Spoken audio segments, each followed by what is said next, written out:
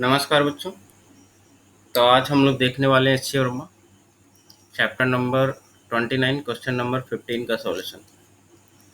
15 में क्या बोला है बेटा? Suppose an attractive nuclear force acts between two proton which may be written as this. तो इस बार अट्रैक्टिव न्यूक्लियर फोर्स का एक्सप्रेशन दे दिया बेटा, और यहाँ पे क्या बोला है कि दोनों के बीच अट्रैक्टिव न्यूक्लियर फोर्स लग रहा है ना। इस तरह से लग रहा है दोनों प्रोटॉन के बीच, और उसका जो एक्सप्रेशन है वो कितना दे दिया? एफ इज इक्वल टू सी ई की पावर माइनस के आर अपॉन आर स्क्वायर। तो ये दे दिया एक्सप्रेशन। तब आपसे क्या पूछा है? Write down the dimensional formula and appropriate SI unit of C and K. तो सी एंड के का एक तो डायमेंशनल फार्मूला बताना है एंड एसआई यूनिट भी बताना है। तो चलो डायमेंशनल एनालिसिस करते हैं। डायमेंशनल एनालिसिस से क्या लिखोगे बेटा कि एफ का जो डायमेंशन होगा वही सी का डायमेंशन होगा, और इसका डायमेंशन तो ये आप जानते हो ये डायमेंशनलेस होता है ना। और नीचे क्या आ जाएगा? आर का डायमेंशन। सर जो भी एक्सपोनेंशियल हो गया, एल हो गया, ट्रिगोनोमेट्रिक में कोई आ गया, साइन थीटा कॉस थीटा, इस तरह से जो भी हो गया, ये सब के सब क्या होते हैं? डायमेंशनलेस। डायमेंशनलेस का मतलब इसके डायमेंशन कितनी लोगे आप? m0 l0 t0, या इसी को सिंपली क्या बोलोगे? 1। तो या तो आप इतना लिखो m0 l0 t0, या 1 लिख लो। तो सिंपली मैं यहाँ पे क्या लिख रहा हूँ? 1। तो एक्सपोनेंशियल का डायमेंशन क्या हो जाएगा? 1 हो जाएगा। इसमें से कोई भी आ जाएंगे। प्लस एक्सपोनेंशियल की जो पावर होती है, या एल के अंदर जो भी कोई आर्गूमेंट होगा, या साइन थीटा के अंदर कोई भी आर्गूमेंट है, वो भी डायमेंशनलेस होता है। पूरा तो डायमेंशनलेस होता ही है, अंदर वाला पार्ट भी डायमेंशनलेस होता है। तो ये भी आपको ध्यान रखना है, ये प्रॉपर्टी है। ठीक है, तो चलिए अभी तो फिलहाल सी का डायमेंशन पता करना था। तो सी के डायमेंशन में इसका कोई रोल ही नहीं है ना, ये एक ही पावर पूरा है।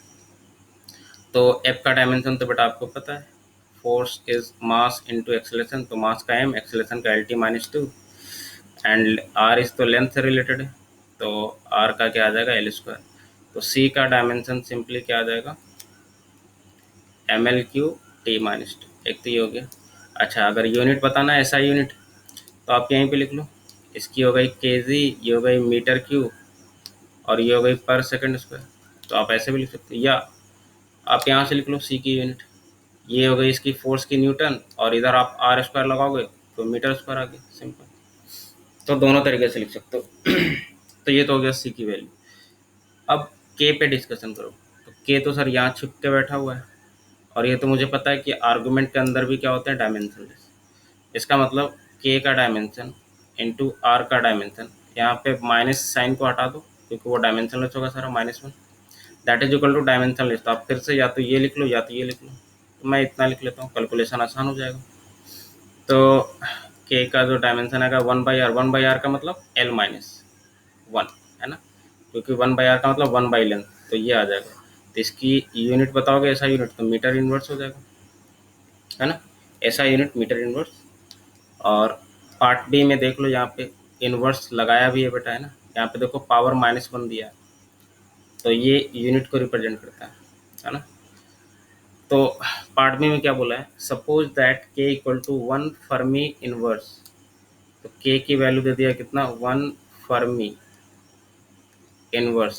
ठीक है, 1 Fermi inverse, and that the repulsive electric force between the proton is just balanced by the attractive nuclear force when the separation is 5 Fermi।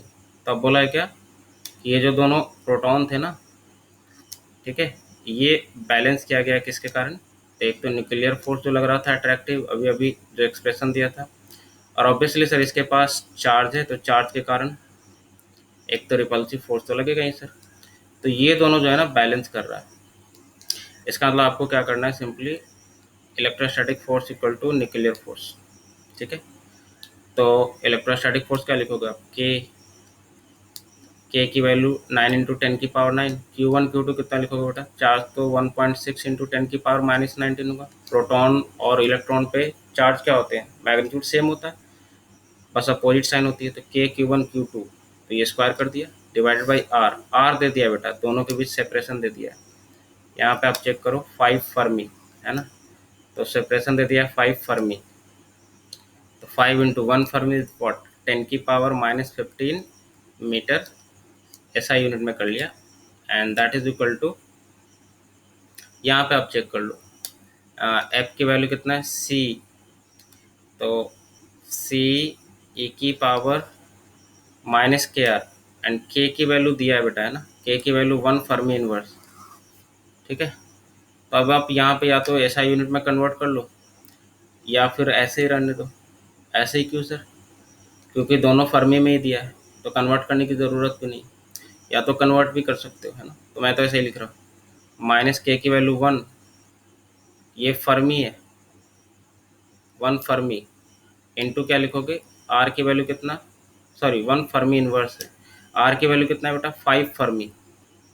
तो देखो ये फर्मी और ये फर्मी इनवर्स कैंसिल आउट हो गया, तो सिर्फ 5 बचा, तो ऊपर डायमेंशनलेस आना ही चाहिए, है ना। डिवाइडेड बाई क्या है आर स्क्वायर, तो देखो इधर भी आर स्क्वायर कैंसिल आउट हो जाएगा ये पूरा, तो लिखने की ज़रूरत नहीं है यहाँ पर ये। तो अब सिंपली तुमको सी की वैल्यू पूछा है, तो सी इक्वल टू कितना आ जाएगा, इसको तुम मल्टीप्लाई कर दो, तो ये आ जाएगा, कैलकुलेटर से मैं कर लेता हूँ, 1.6 का स्क्वायर कितना आ जाएगा 2.56 में मल्टीप्लाई कर देता हूँ कितना से 9 से, तो ये आ गया 23.04, मतलब लगभग 23 ले रहा हूँ मैं।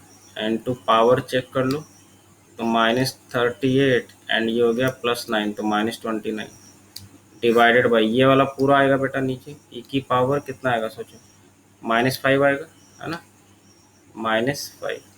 ठीक है, तो इसको यार कैलकुलेटर से ही सिंप्लीफाई कर सकते हो, अदरवाइज बहुत मुश्किल है। अगर ई की पावर 5 का मतलब 2 पॉइंट, ई की वैल्यू कितनी होती है लगभग 2.71, तो तुम ऐसे कर सकते हो 1 बाई करोगे तो पावर 5, मतलब 5 बार इसको मल्टीप्लाई करो। ठीक है, तो मैं तो ऐसे ही कर रहा हूँ, ई की पावर 5, ई की पावर, ई की पावर 5, है ना,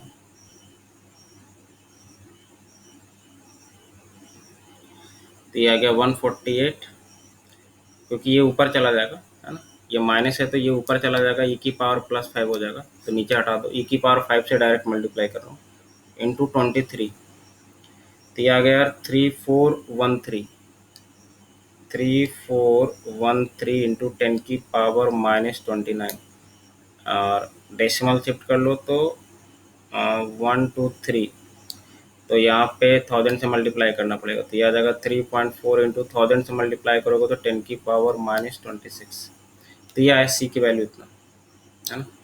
यहाँ पर मैं चेक कर लेता हूँ सी की वैल्यू कितना है,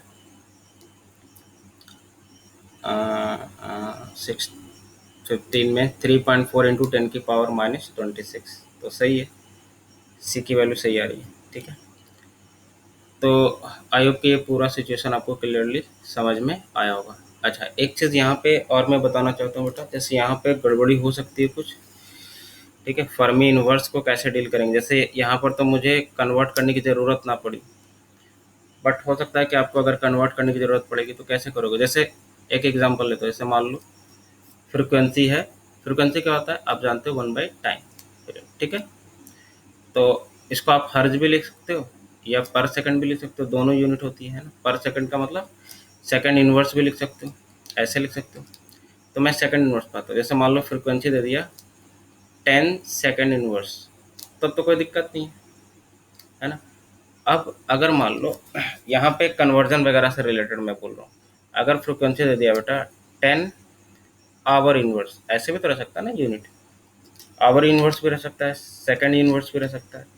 तो अगर आप ऐसा यूनिट में कन्वर्ट करोगे तो कैसे कन्वर्ट करोगे, तो जैसे करते थे पहले, है ना, जैसे सेंटीमीटर इनवर्स को क्या लिखते हो आप, तो ऑब्वियसली 1/मीटर लिखते हो, या इसको मीटर में कन्वर्ट करोगे तो कितना लिखोगे, 1 मीटर इक्वल टू 100 सेंटीमीटर, है ना। तो सॉरी, यहाँ पे 1 बाई इतना सेंटीमीटर, एंड 1 बाई इतना सेंटीमीटर को मीटर में कन्वर्ट करोगे तो कितना लिखोगे, 10⁻⁻2 मीटर, सिंपल। इसको तुम लिखोगे कितना, 10⁻⁻2 मीटर इनवर्स, ऐसे। तो वही है, जब तुम कन्वर्जन करते हो ना तो इसको इस तरह से कन्वर्जन करना है ना, 1 बाई पहले आवर लिख लो, एंड फिर क्या कर लो, 1 आवर इक्वल टू कितना होता है 3600 सेकेंड, अब इसको ऐसे लिख लो, 10 डिवाइडेड बाई 3600 आ गया, ये सेकंड इनवर्स हो गया। यानी कि यहीं पे मल्टीप्लाई कर दिया 3600 से, ये डिवीजन में आएगा, देख लो 1/=3600 से मल्टीप्लाई मत कर देना, डिवीजन में आएगा। तो एक तो यहाँ पे ये सावधानी बरतना कैलकुलेशन में, ठीक है। और बाकी इससे सीखने वाली कुछ और चीज़ें तो है नहीं, है ना। सिंपली एक तो कैलकुलेशन में आप चेक कर लो कि आर स्क्वायर से जब भी कैंसिल आउट होने वाला तो न्यूमेरिकल वैल्यू मत रखा करो। तो फिर मिलेंगे हम लोग क्वेश्चन नंबर 16 के साथ।